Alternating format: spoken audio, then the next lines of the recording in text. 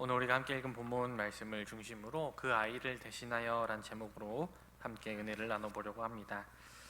지난주 우리는 다시 한번 이집트의 곡식을 얻으러 간 요셉의 형제들과 그 형제들을 자신의 집으로 초청해서 식사를 대접한 요셉의 이야기를 함께 살펴보았습니다. 지난주 말씀의 끝은 요셉과 형제들이 함께 식탁에서 즐겁게 먹고 마시면서 그런 즐거운 시간을 보내는 아주 훈훈한 장면으로 끝이 났습니다. 갇혀있던 시므온도 돌아왔고 자신들에게 호의적인 태도를 보이는 이집트 총리의 모습을 보자 요셉의 형제들은 아마 크게 안도했을 것입니다. 그러나 끝날 때까지 끝난 것이 아니라는 말이 있죠. 아직 형제들을 향한 요셉의 시험이 끝나지 않았던 것입니다. 온 형제들이 함께 식사하며 즐거운 시간을 보내고 있을 때 요셉은 형제들 몰래 청지기에게 찾아가서 그들을 시험할 음모를 꾸밉니다. 형제들이 가져온 자루에 곡식을 가득 담아 주되 그들이 가져온 돈도 자루 아기에 다시 넣어주라고 명령했습니다. 게다가 베냐민의 자루에는 자신이 쓰던 은잔도 함께 넣어 놓으라고 명령했습니다. 그렇게 하룻밤이 지나고 아침이 되어서 아무것도 모르는 형제들은 평안하게 길을 떠났습니다. 그리고 요셉은 그들이 길을 떠나는 것을 가만히 지켜보다가 너무 멀리 가기 전에 청지기들을 그들에게 보내서 그들을 붙잡습니다. 그리고 이렇게 말하게 해요. 어찌 그들에게 선처를 베푼 총리에게 악한 행동을 하였느냐라고 책망하면서 그들을 붙들도록 지시합니다. 특히 요셉은 청지기에게 베냐민의 자루에 숨겨놓은 그 은잔이 자신이 마시고 점치는 데 쓰는 물건이라고 말하도록 하였습니다. 하지만 요셉이 청지기에게 전하라고 했던 이 말의 의미가 진짜로 요셉이 점을 치는 사람이었다라는 게 아니라 베냐민 자루 속에서 발견될 그 은잔은 이집트 총리의 아주 특별한 물건이라는 것을 강조하기 위한, 그런 의미를 부여하기 위한 말이었습니다. 그러니까 요셉이 이 청지기에게 전하라고 했던 그 말은 앞으로 베냐민의 자루에서 발견되게 될 그 은잔은 그 은잔 그 자체의 가치보다도 이집트 총리가 특별할 때 사용하는 특별한 물건이라는 점에서 그 가치를 한참 넘어서는 아주 귀중한 물건, 돈으로 환산할 수도 없는, 이 이집트 총리 개인적으로는 돈으로 환산할 수도 없는 아주 값진 가치를 지닌 물건이라는 것을 강조하는 한편 이것이 발견되는 자는 살아남지 못할 것이라는 의미도 함께 내포하는 말이었습니다. 요셉의 청지기는 서둘러 요셉의 형제들을 뒤쫓아갔고 요셉이 지시한 대로 그대로 말하였습니다. 아마 모든 일이 너무 잘 풀려서 요셉의 형제들은 참 안도했을 거예요. 원했던 곡식도 얻었죠. 갇혀있던 시므온도 풀려났죠. 그리고 베냐민도 안전하게 가나안 땅으로 돌아갈 수 있다라고 생각했을 겁니다. 그런데 한참 길을 가던 중에 벼랑간 붙잡혀서 그들이 다시 의심을 받기 시작한 것이죠. 물론 형제들은 잘못한 점이 없었지만 요셉의 이 교묘한 함정 앞에 이 형제들은 대책 없이 당할 수밖에 없었습니다. 물론 처음에 형제들은 만일 그 잔이 당신들 종들 누구에게서 발견되든지 간에 그는 죽을 것이요 우리는 내 주의 종들이 되겠다라고 큰 소리를 쳤습니다. 그러니까 아버지를 간신히 설득해서 베냐민을 데려온 만큼 그런 어리석은 짓, 그러니까 요셉의 잔을 훔치는, 이집트 총리의 물건을 훔치는 그런 어리석은 짓을 할 형제는 없을 것이라고 믿었던 것이죠. 서로 믿었던 것입니다. 그리고 만일 누군가 그 요셉이 베풀어준 호의에도 불구하고 그 잔을 훔쳤다면 그는 살 자격이 없다는 것을 역설하기 위해서 그들은 도리어 청지기에게 큰 소리를 쳤습니다. 그런데 청지기가 이제 나이 많은 형제의 순서부터 차례로 자루를 열어보자 그들은 할 말을 잃게 되었어요. 왜냐하면 그들의 자루에서 곡식값으로 지불했다고 생각했던 돈이 다시 한번 그대로 나왔기 때문입니다. 그리고 그러한 그들을 더욱 놀라게 했던 것은 요셉의 그 은잔이 가장 아니길 바랬던 그 사람, 바로 베냐민의 자루에서 나왔다는 사실이죠. 청지기는 그들의 자루에 들어있던 돈은 문제 삼지 아니하고 베냐민의 자루에서 나온 그 은잔만을 문제 삼았습니다. 그래서 그는 다른 형제들은 다 가나안으로 보내고 베냐민만 잡아가겠다라고 말하였습니다. 그렇다면 요셉은 왜 그 많은 형제들 중에서 하필이면 베냐민을 선택했을까요? 만약 그 은잔을 통해서 형제들을 골탕 먹이고 싶었다면 베냐민이 아니라 자신을 팔아넘겼던 다른 형제를 선택할 수도 있었는데, 왜 요셉은 자신을 팔아넘기지도 않은 자신의 어머니가 같은 그 베냐민을 선택했을까요? 어쩌면 요셉은 베냐민이 끌려오는 것에 대해서 형제들의 반응을 보고자 했을지도 모릅니다. 요셉이 처음 형제들과 대면했을 때 형제들이 베냐민과 함께 오지 않았습니다. 그리고 베냐민을 데려오라고 명령했을 때 형제들은 크게 근심하였습니다. 어쩌면 요셉은 그 형제들의 모습을 통해서 과거에 라헬의 자식이라는 이유만으로 자신을 편애했던 그 아버지 야곱이 베냐민도 똑같이 편애하고 있다는 사실을 단번에 알아차렸을 것입니다. 그렇다면 과거에 자신을 시기 질투하여서 그 아버지의 편애를 질투하여서 자신을 죽이려 했던 그 형들은 베냐민으로 인해 위기가 찾아왔을 때 과연 어떤 반응을 보일지, 그들이 진정 과거의 일을 후회하고 반성하여서 변화된 자들인지, 아니면 겉으로만 후회하는 것이고 여전히 변화되지 못한 자들인지, 요셉은 마지막으로 베냐민을 통해 그들을 시험하여서 그 모든 상황을 알고자 하여서 이 모든 일들을 꾸몄던 것입니다. 그렇다면 요셉의 은잔이 베냐민에게서 발견되고 요셉의 청지기는 베냐민만 데려갈 테니까 너희는 가나안 땅으로 돌아가라고 말했을 때 과연 형제들은 무슨 생각을 하였을까요? 만약에 이 형제들이 20년 전 요셉을 팔아넘겼던 그 형제들과 같은 사람이었다면 그들은 아무런 거리낌 없이 가나안 땅으로 돌아갔을 것입니다.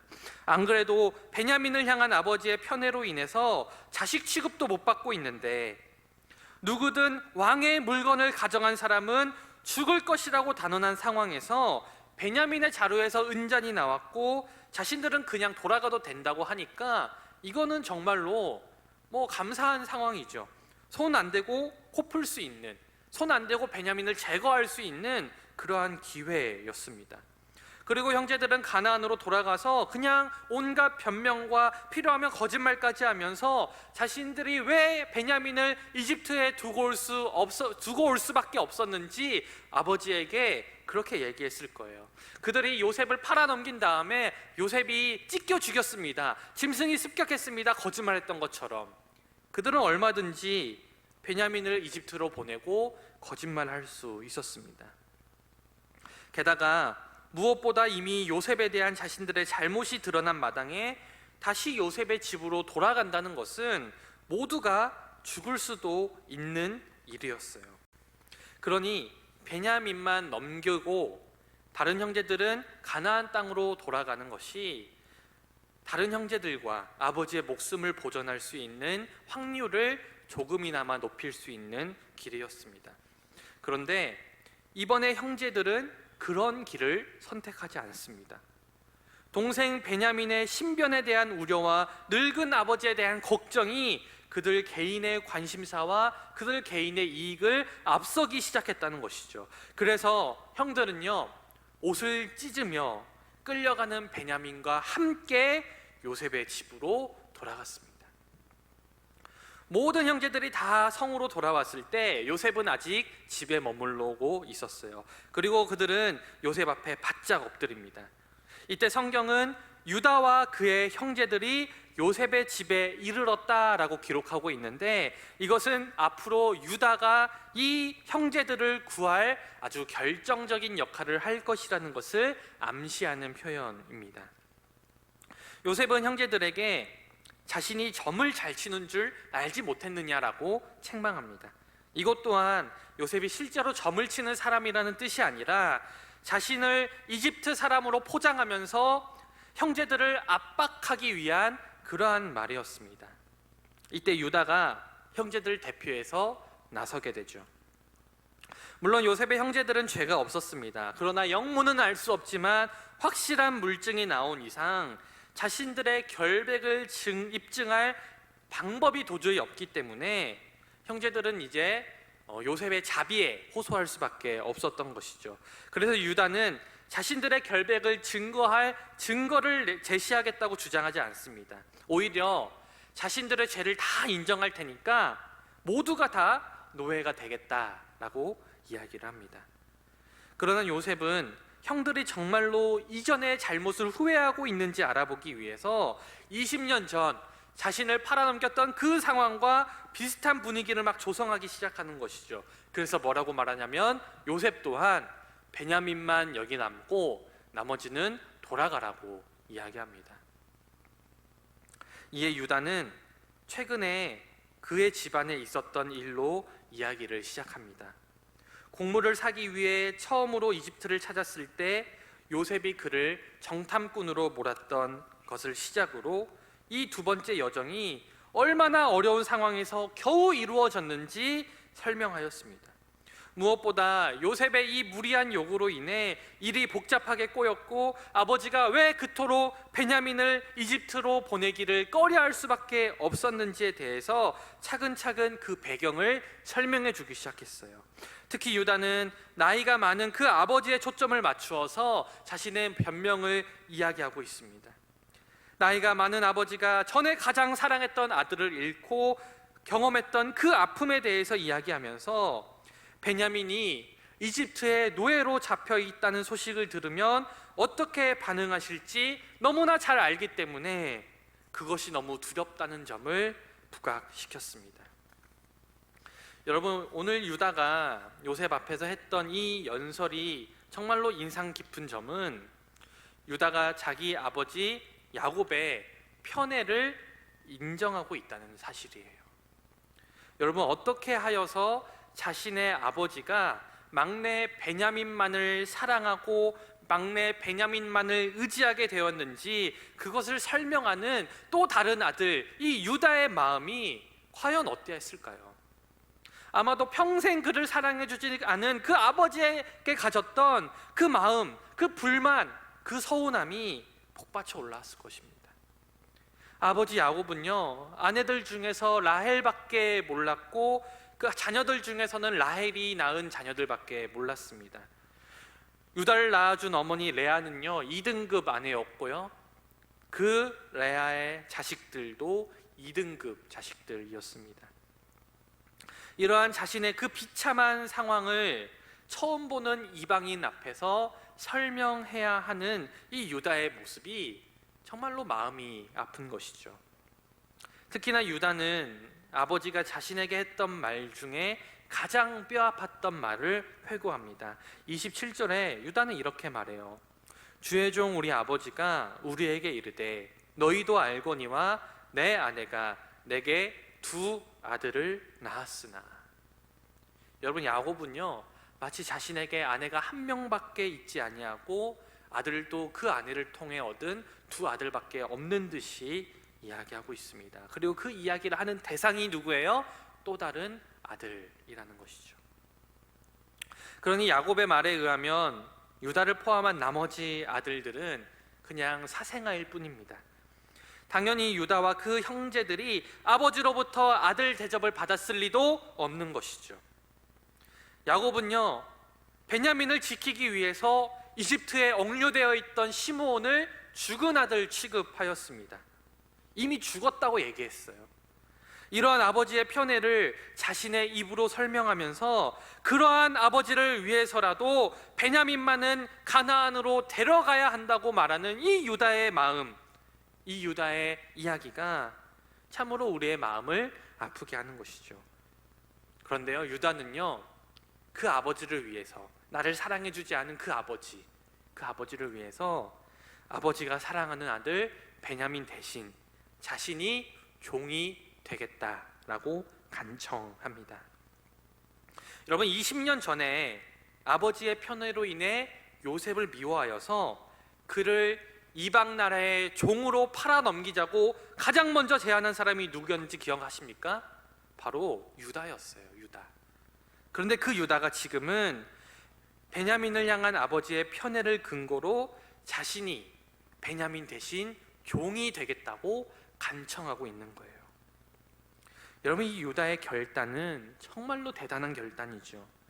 자신에게 끊임없이 상처를 주었던 아버지와 그 아버지에게 더 많은 사랑을 받았던 베냐민을 위해 더 많이 상처받고 더 적게 사랑받았던 유다, 그 자신이 어찌 보면 아버지와 그 베냐민 사이에 가장 큰 피해자였던 그 유다 자신이 내가 희생하여서 그 베냐민과 아버지를 살리겠다고 자청하고 있기 때문입니다. 그리고 이 다음 본문을 보면 그 유다의 희생이 결국에는 깨어지고 부서지고 갈라졌던 야곱의 이 가정을 다시금 하나가 되게 하는 마지막 퍼즐이 되고 있음을 우리가 보게 됩니다. 사랑하는 여러분, 성경에서 말하는 최고의 가치가 무엇입니까? 바로 사랑이에요. 사랑. 그런데 여러분, 사랑은 눈에 보이지 않죠. 사랑한다 말 안 하지만 그것을 알 수 있는 방법이 없습니다. 그렇다면 우리는 어떻게 눈에 보이지 않는 사랑을 증명할 수 있습니까? 바로 다른 사람을 위해서 나를 희생할 때 우리는 비로소 우리의 사랑을 보여주고 증명할 수 있습니다. 그러니 사랑과 희생은요, 아주 밀접한 관계를 맺고 있어요. 사랑은 필연적으로 희생을 불러오고, 희생은 우리의 사랑을 눈으로 볼 수 있도록 만들어 줍니다. 그러니 우리가 누군가를 많이 사랑하면 많이 사랑할수록 더 많은 것을 희생할 수 있으며, 누군가를 향한 희생이 크면 클수록 그 사람에 대한 우리의 사랑의 크기도 크다고 말할 수 있습니다. 여러분, 그렇다면 우리의 희생의 크기를 어떻게 가늠할 수 있습니까?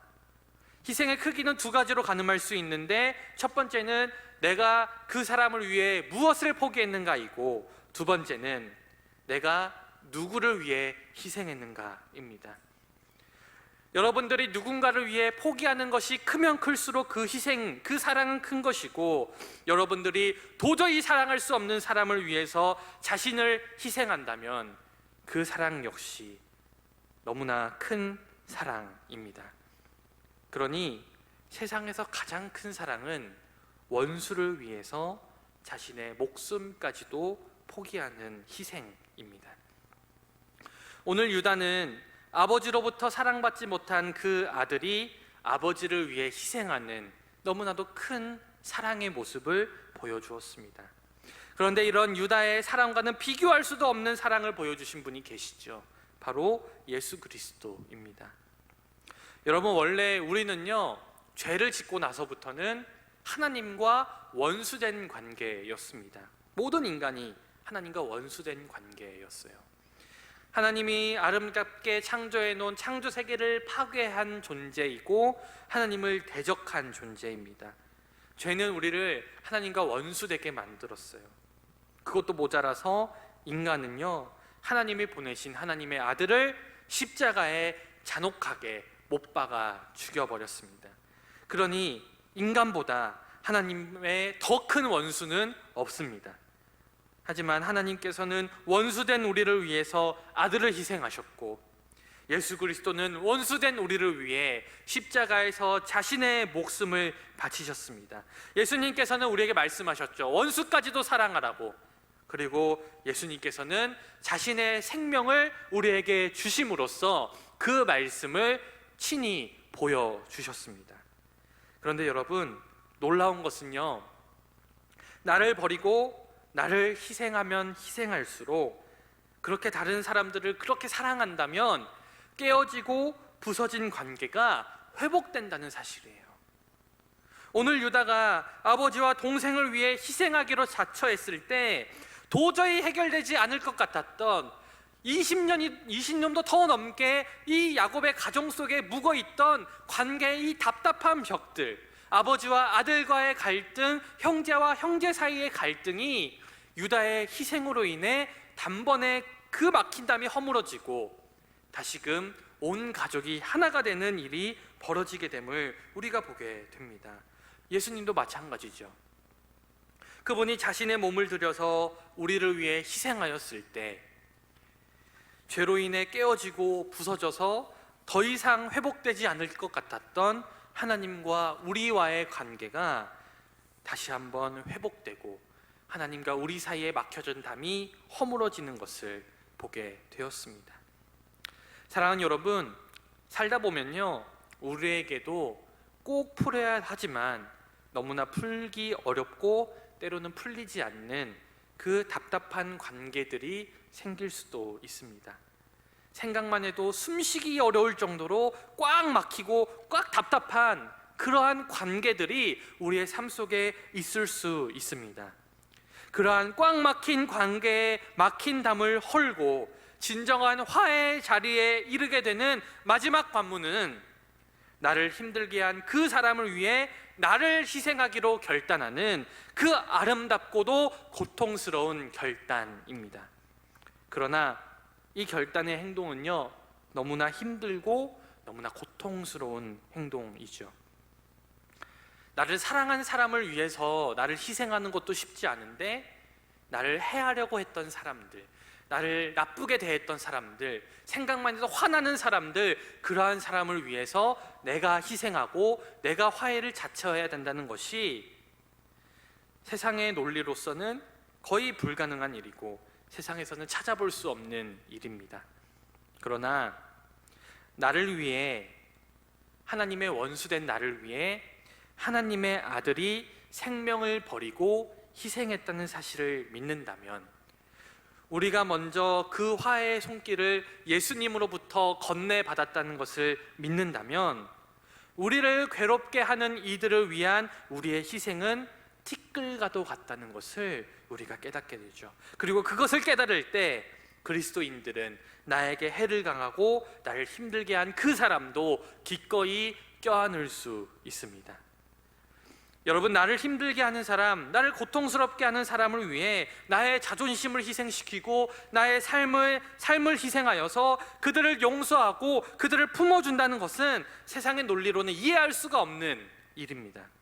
하지만 만약 여러분들이 그렇게 하지 못할지라도, 그렇게 하는 것이 그리스도인의 참된 자세라는 점에 조금이나마 동의를 하신다면, 그것은 이미 예수님께서 여러분들에게 그 본을 보여주셨기 때문이고, 여러분들도 어렴풋이나마 그 사랑을 마음속에 느끼고 있기 때문입니다. 그러니 우리는 그 그리스도의 사랑의 너비와 깊이를 넓혀 나가야 돼요.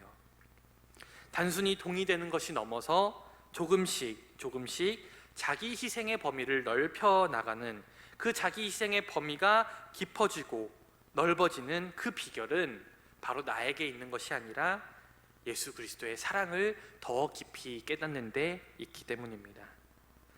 사랑하는 여러분, 자기 희생만이 우리의 사랑을 증명해 줍니다.